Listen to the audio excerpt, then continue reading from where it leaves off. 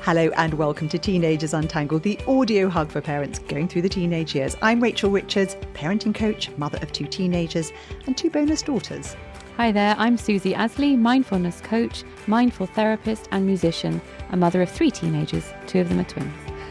Do you remember, Susie, people used to call it being sent to Coventry? Yes. Yes, it's when you deliberately ostracise someone. Yes. And that's a saying in the UK, which I'm sure comes from something political, and Coventry being not a nice place to go to, but nobody else. It's religious. Was it religious? I've been to Coventry, but I'm sure it's lovely. Yeah. Anyway, typically this ostracising is done by not talking to them, avoiding their company and acting as if they no longer exist, which is what happened to a young man at Corpus Christi College, Oxford, who subsequently died by suicide. Obviously, it's a really sensitive topic, but I wanted to use it to talk about cancel culture because the coroner at his inquest has warned the Department of Education, so our British department, and here's my quote: "Students are self-policing at universities, and the inquest concluded that this young man's suicide was likely to have been influenced by the isolation he felt when he was shunned by his peers." Now, I know this college. It's a relatively small one in Oxford, and I can imagine being isolated there would have been really painful. The coroner has called on ministers to take action, warning that future deaths could result if the issue is not addressed. And this is not a UK only phenomenon. This is really definitely a big problem in America, and I don't, it's quite widespread wherever you're getting social media as well. We'll talk about cancel culture. What I think is interesting is who decides when someone should be ostracized, what forms of redemption are available to them, like how do they get back into their community, and what sort of impact is it having on our kids and our culture, and how we parents can help our kids navigate this issue. Because it's shifted, hasn't it? Because it used to be just celebrities and a media thing, but now it's trickled into real life. Which is very normalised, yeah. So let's talk about nuggets first. Yes. So I have a nugget. My daughter and I was driving her to college. She missed her bus, which was very annoying. And I should have just gone, well, bad luck, you'll be late. But it was an important lesson, and I folded and I drove her in. And it took me ages because the traffic was horrible and boring details. But we were not, I was not particularly happy with her, shall we say. And she was not particularly happy with me. It wasn't the funnest of car journeys. Those are the best. Hey, we all have those. And it was long enough for us both to sort of calm down and settle and actually have a conversation around it.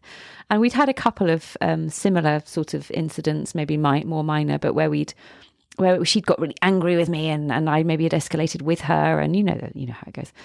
And I suddenly thought, we need to do something different. We talked about it, we unpacked it, and we looked at it, and it was fine, and we kind of both apologised, and it was fine. Because that's fine for us to do that. But then I was like, well, we could do something different. And I suddenly had this idea that we could use some sort of system.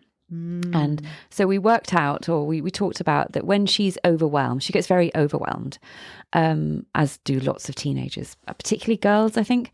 And then she's already at boiling point. So I come in and say something random, which had happened the day before over something completely random, and she freaked out. But she was already at boiling point, which I had no idea of. I literally walked in the house. And I went, why don't we make a system? So let's use, I don't know, colours, and we ended up doing traffic lights. So if she or I are overwhelmed, we can tell each other, okay, I'm at a red. So tread carefully. Or I'm amber, I'm really full, I'm stressed. And usually she's stressing about homework or something she's got to get done, or a time pressure. Or I'm at green. You don't really ever have to say that you're at green, but that's just fine. But it's really helpful, and it's coloured. And we actually used it this morning because she was late for something, and I went, oh, are you at red? And she went, actually, no, I'm not at red. I'm just a bit irritated. Okay, well, that's good to know. But it was really helpful. I love that. It's really good. So we've used it. One. And I use it myself as well, because if I'm overwhelmed, I can be snappy. Anyone else, and if I tell her, do you know what, can we wait with this, because I'm actually at amber right now, and I think it'd be better to wait till later. Love it. It's just a really quick way of getting to the to the root of what's actually going on. Yeah, and sort of like a halt sign. Yeah, stop. And it's interesting because I think in the complex parenting and kids with ADHD and everything, that interview, she talked about how she developed these different words. Oh, okay. And for her, there were things like using the word broccoli or using, yes. if someone was hungry. Or, Yes. And actually, So helpful. these shorthand words that we can develop in our families can make such a difference. Yeah, my eldest had and we've talked about this on the podcast, he had Flint. And when he used it like a year ago, it was when he was 10, but he used these 19 now, and he went, Flint, Mum. I went, oh, okay, I'll go. Yeah. But the colour thing works. It needed to be different for my daughter, so we used a different system. I love that. I think that's really, really handy. Thanks for sharing. So my nugget is that I've mentioned recently that perhaps desire paths can be used in our parenting where we notice that our child is not doesn't want to follow that concrete path that's been set out, and they're crossing boundaries, or they're choosing other routes. And my daughter has decided that school isn't currently the right path for her. So she wants to work. We found a different course that she can start next September that's very practical, but that is the equivalent of the 3 A levels she would need to get into university. And we've also found a mixture of work and paid experience for her. And I think coming back again to David Jaeger and the interview I did 10 to 25 really, really helped me in this, managing my emotions, because I found it very stressful, having to try and think outside the box. Right, how do we've got someone who doesn't want to do this, which is it's not easy, but it's a path that's set out. How do we sidestep that and find something that really works for her? And it took a lot of soul searching, a lot of research, but we've done it. And I think, again, it's that high expectation, high support, where you can't just expect, if the kid says, I don't want to do school, you can't say, well, you have to fix it. No. We have to say, okay, I have high expectations. So you need to be working, you need to be studying, all these things. Right, you come to me, let's sit down and brainstorm what that might look like, and then I'll help you find some answers. And I think we need this when they leave school, when they go to get work after school. There's a lot of kids that leave school and it's like falling off a cliff, and they need that extra help. Like, how do I look for jobs? Yeah. How do I talk to people? How do I, make the phone calls that are required? And I think it's really been a good exercise for me and my daughter. She feels seen and understood, and I feel like, okay, I understand how the extra support is really important. Yeah, I think it's really beautiful. It takes courage as well, doesn't it, to do something outside the box? Yeah, it can be very scary. And a friend of mine did a similar thing with her daughter, where her daughter ended up working for a year at a very, very well-known department store in an apprenticeship where it was abusive. It wasn't a good situation, but actually it's really helped her because she's gone into a kind of further education college where it's all about management of businesses. And she said what's amazing is she's now had a year where she's been on a shop floor, literally and figuratively. And she knows what they're talking about when they talk about management. She knows what they're talking about in terms of motivating stuff. So actually, none of this is wasted. No, it's never wasted. None of it is wasted. So I think for the parents who are looking at their child going, it's okay. And it takes, credit to you for doing that as well, because that takes a lot of courage as a parent, doesn't it? To do something that isn't the normal, easier route. And easier meant as in everyone else is doing it, not that school is particularly easy for everybody, but that it takes courage to go, okay, actually that doesn't fit my kid. What can we do, and how can I stand by you in that, and ignore all the little voices in my head that are probably a bit scared. And her school tutor has said, gosh, I really admire her for making this decision. It's amazing, because a lot of kids get out of school and then say, oh, well, now what? Now what? Yeah, because they haven't really thought it through. So it's anyway, it's great opportunity. Have you got a review? Yes, I have. It's a longer one. It's lovely. Thank you to you both. At last, I found someone to listen to, relate to, and be reassured by. Wow. Parenting my 12 and 14-year-olds is wonderful, but also has its difficulties, and I'm left feeling drained and confused as to whether I'm actually doing it all okay for them. Oh, join the club. I thought the episodes regarding screen time and grooming was spot on and informative. I'm actually going to get them both to listen to them with me when we do a longer car journey so they can hear firsthand why I put in place restrictions myself. They often make me feel like I'm over the top and too overprotective. You have reassured me I'm doing okay. Thank you, girls, from a very grateful mummy who's also learning on the job and winging it every day. Thank you. Yes. And, that's actually quite an old review. So if you're thinking, did you get my review? It's yes. Yes. All the reviews go on the website as long as I remember. And that was by H8LDE. Thank on you for Audible. that. Oh, People listen on Audible. How amazing. wonderful. Thank you so much. What a lovely Getting your kids to listen to it. My kids won't listen to it. Well, that's because it's you, isn't it? Right. Well, I really want to listen to you on that as well as in the kitchen. Now, coming back to the question of cancel culture, which can have a devastating impact on people, it's not just happening for kids. There are people at work who've lost their jobs for saying things that aren't accepted as the norm now or the truth. And there have been court cases resulting in large payouts for some of this. And so DEI in the workplace is a big thing. And there's an amazing podcast, which I'll put in the podcast notes, where there's a woman unpacking, the good things about DEI, but also where it's been going off. Because I think some of these things are sort of just going off the road slightly. So if you're interested in that, I'll put the link in the podcast notes. In terms of ostracism, there's nothing essentially new about it, is there? No. It actually comes from the ancient Greek word ostrakon, which is a piece of pottery people wrote on. Citizens used them to vote on whether to ostracize someone and send them into exile. After 5 or 10 years, the person could return without any stigma. Wow. But there was a community who decided that. And we say there was, who knows. And there was a way, like you go, it's 5 years and then you're going to come back. 5 to 10 years. It's a long time. But the point being that there was a... Now, also, if you're interested in this topic, I'm reading the most extraordinary book called An Outcast, The Outcast by Sadie Jones, which I'll put a link to. It covers all of these issues. That we talk about in the podcast too. I've learned so much from reading this book. It's wonderful. Anyway, an outcast is a person who has no place in their society or a particular group because the societal group refuses to accept them. And when I put this particular story that's prompted this episode up onto Instagram, the response by one of the people was, that's just old-fashioned bullying. And Professor Kipling Williams agrees, he's from Purdue, being excluded or ostracized is an invisible form of bullying that doesn't leave bruises, and then we underestimate its impact. And I think it's important to understand that people often underestimate. Yes. Oh, it's super how painful. It would feel. Yes. Oh, remembering just at school where people fall out, don't they? And you're not speaking. They're not speaking to you just for like a day. It's super painful. So painful. Especially I can't even when you're go a teenager. Even my husband and I have had a disagreement. I have to reconnect before I go to sleep. I can't sleep with that. Anyway, in the Bible, there are multiple examples of people being cast out into the wilderness. Jesus, Elijah, but the wilderness was not presented as a hopeless place. It was a place where they would grow and God teaches them lessons and it shapes their character. So it was a kind of not an awful thing. So what's different? Well, the concern is that social ostracism has become normalized within student communities, with individuals viewing it as an expected and accepted response to certain allegations or behaviors. This is the words of the coroner. This normalization hinders the development of healthy and supportive social environments. It's quite scary, isn't it? Because it's like there's a superiority that lies in it, isn't there? That I am right and you are wrong. Yes.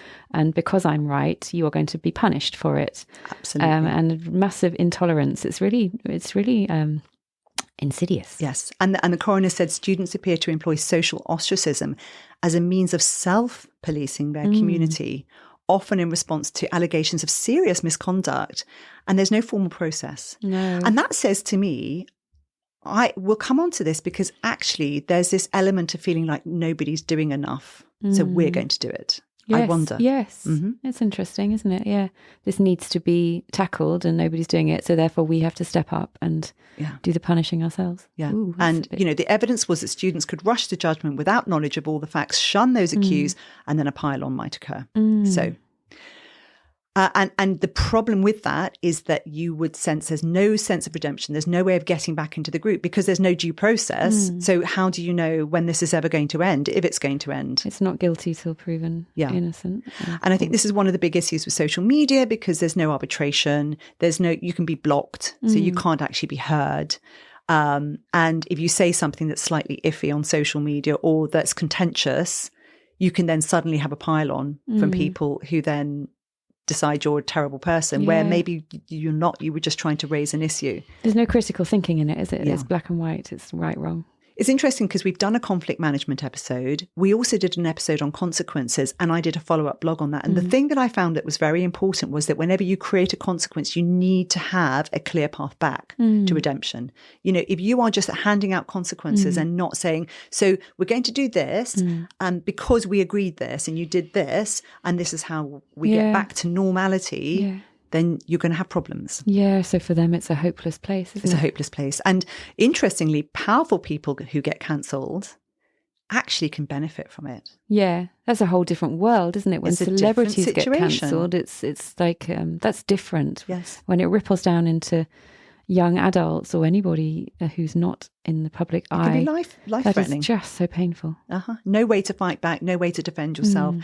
So since the term cancel culture was used, I thought it was worth looking at its difference from a boycott, for example, because people use cancelling on brands as well. Yeah, that's interesting, yeah. And being cancelled was identified in social media as far back as 2010 with music lyrics referring to cancelling people. But according to Google Trends data, there were very few searches for this term until 2018. Okay. And some practitioners believe it was ignited by the Me Too movement. And Yes. just a reminder, the Me Too movement was where, you know, a girl posted some of the sexual assault or the offensive things that were happening to her, and other people used the hashtag Me Too to show the pervasiveness of this behaviour.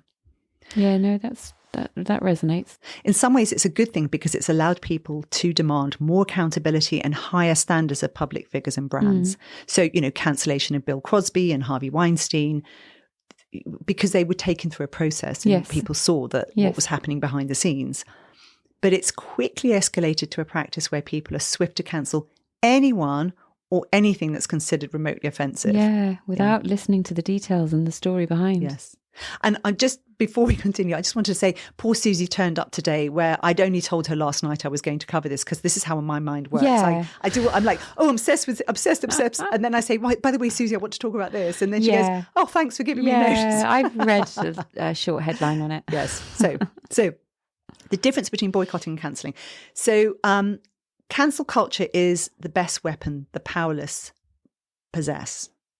So people who advocate for it argue that cancellation is a way for the marginalised to strike back.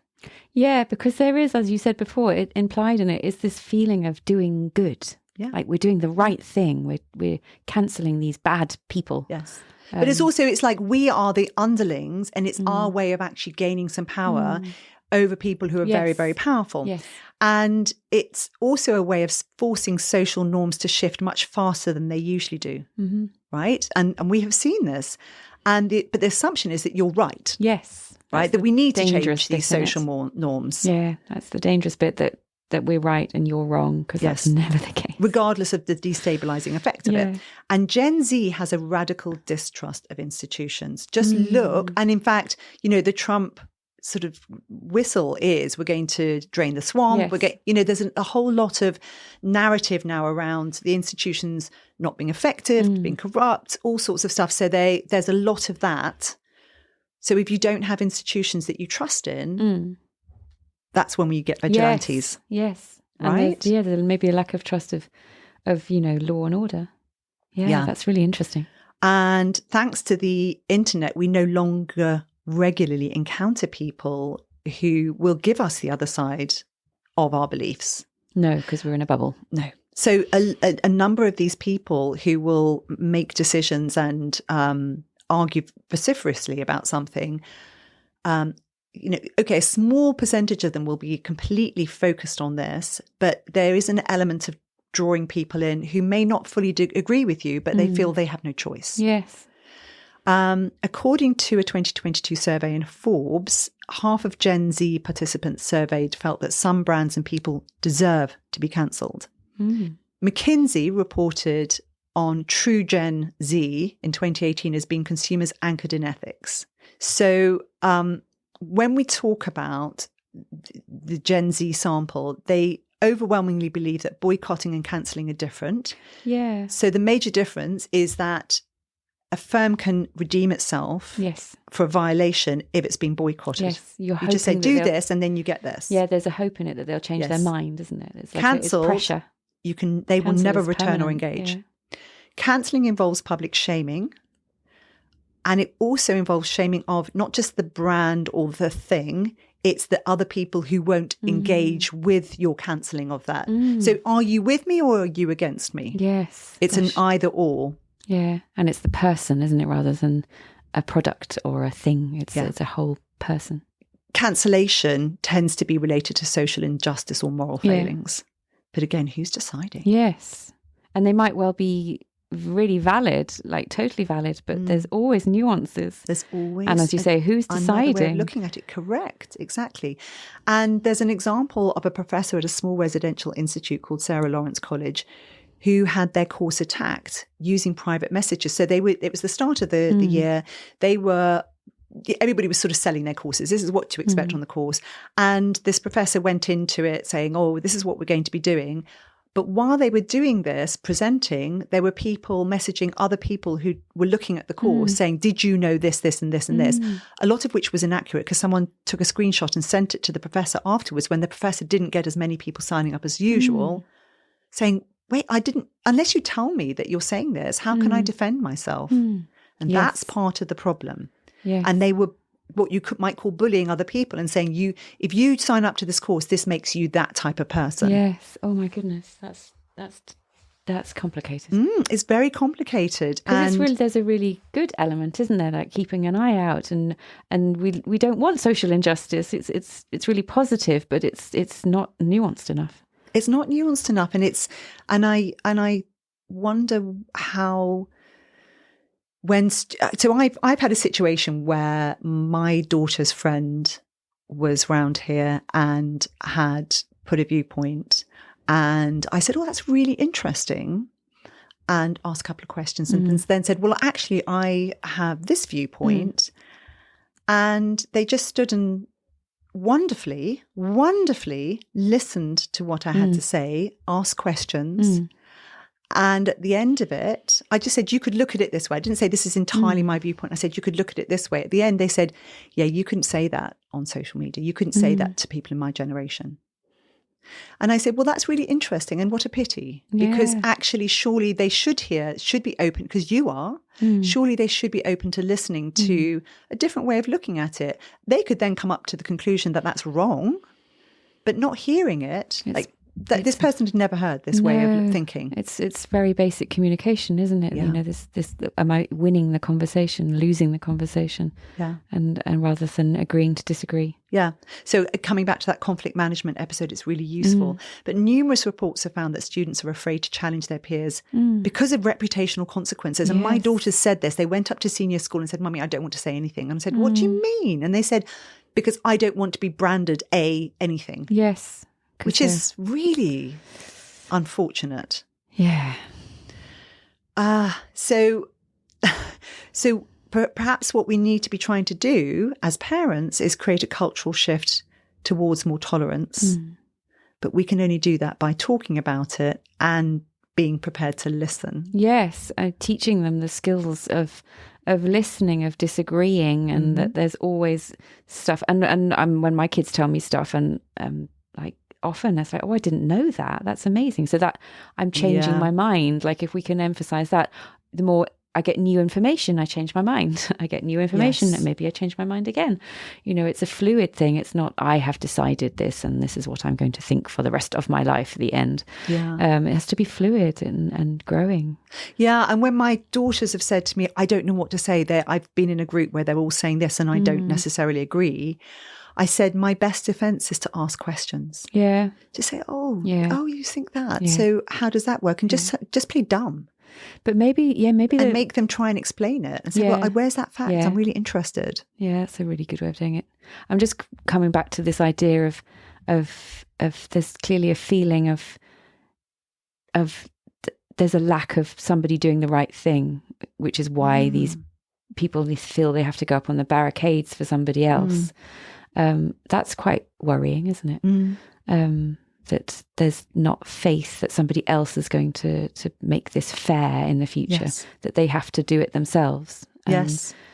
And what's really interesting is I'm quoting without having the facts in front of me, but I remember reading a study which was about cynicism, which is another episode I want to make. And it was that when they asked people how they would behave in a given scenario, they said they would behave in a very, good, ethically good way.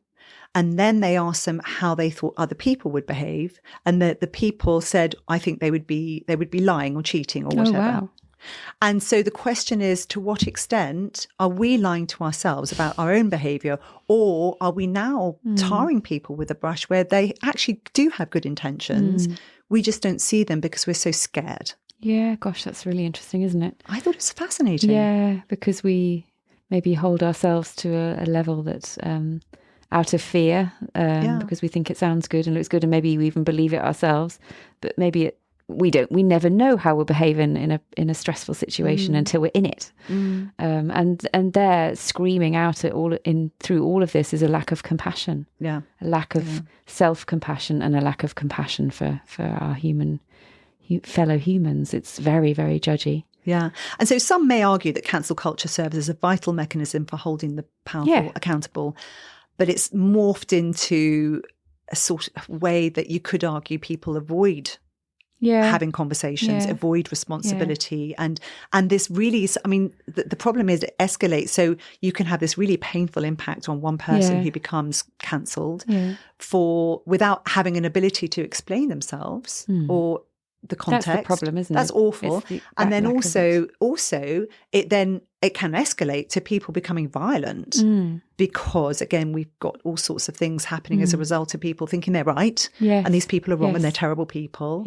And maybe they need to die. And it's just it's not the way we want things to be. No, you're right. And there are some really, really helpful, really good things about it that people are aware. They have a social conscience. They want things to be better. They want there's like an idea of improvement in there, isn't it? We don't want to accept this kind of behaviour because we want things to be better. We want things to be good. But it's the way it's done. It's the way it's done. Yeah. It's the way it's done. So 7 ideas to reduce cancel culture in yourself or your students and build resilience.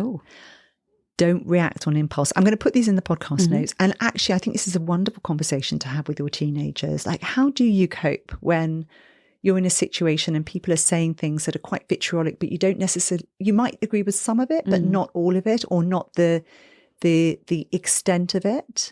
How do you cope? Yeah, because it's also quite fun in that situation, isn't it? It's a bit like gossip. You get caught up in it. We're all in this together. It's fun. Yes. Again, it's a way of uniting yourselves. And if you question them, then suddenly you're outside, you're othered, you're outside the group. So don't react on impulse. Think first and give yourself time to reflect. Practice a 101% principle. Find the 1% you agree with and give 100% of your attention. So, when you're looking at somebody else's viewpoint, try and find something that you could say, okay, I can agree with you on that. Let me have a look at that. And what do we have in common? So try to build a bridge rather than a wall. Listen before you speak. Recover the art of really hearing what someone else is saying. And another friend of my daughter said she's got a situation where her brother will just talk at her. And he will just, if he decided he's right, doesn't matter what she says. And this is something we need to start tempering. Yes. Yeah, we don't have to accept that. Phone a friend. Don't respond in a vacuum. So if you're thinking, I definitely am right, find someone else who's outside of that loop and see what they think. This is why people used to use agony aunts, isn't it? Get outside get outside your head and ask other people. Apologize when you're wrong. This is something we try to stress on this podcast all the time, isn't it? Yeah. In fact, it's one of the most powerful, the do-over, as they call it. It's one of the most powerful ways of building connection with people because then it gives them permission to be wrong. It gives everybody a chance to calm down. Yeah.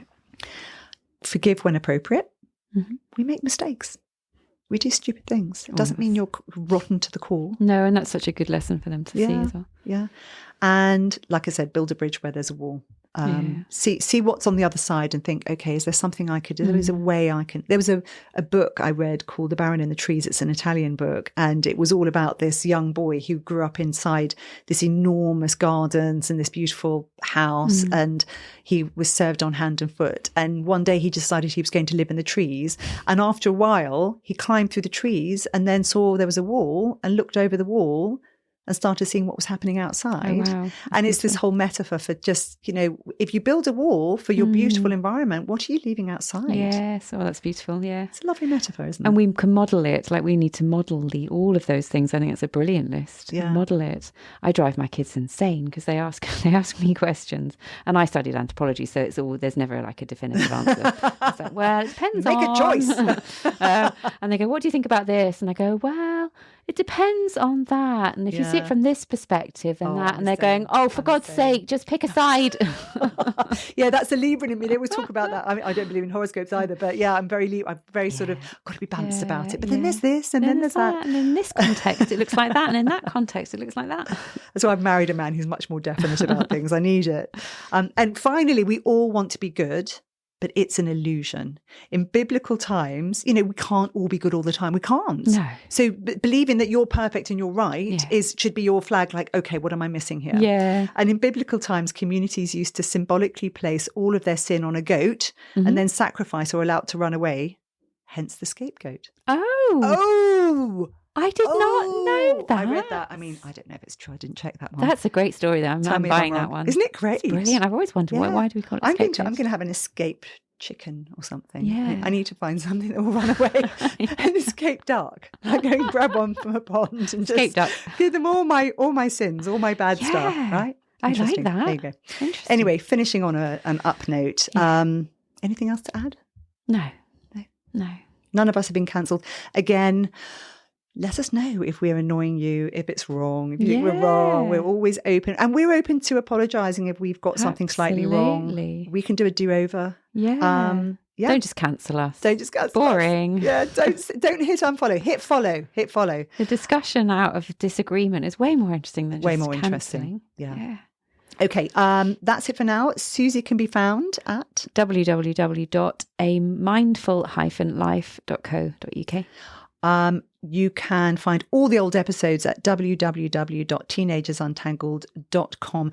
There is actually in almost all, I think, of the episodes, there's a kind of button you can press right at the top of the episode notes saying text message here. You can just send an instant message. It comes straight through to me. Can you believe it? It so isn't my cool. phone number, but it does come straight through to me. So you can't call me on that number, but you can text me. So I will respond if you do that. Yeah, please do. You're going to just harass me, aren't you? I am. Don't forget the milk, Rachel. Don't forget that. And do leave us a review if you get the time, or just give us 5 stars. It'd be fine. Yeah. It'd be fine. Share it with somebody. All that stuff. Okay. Have a great week. Yeah. And goodbye for now. Goodbye for now.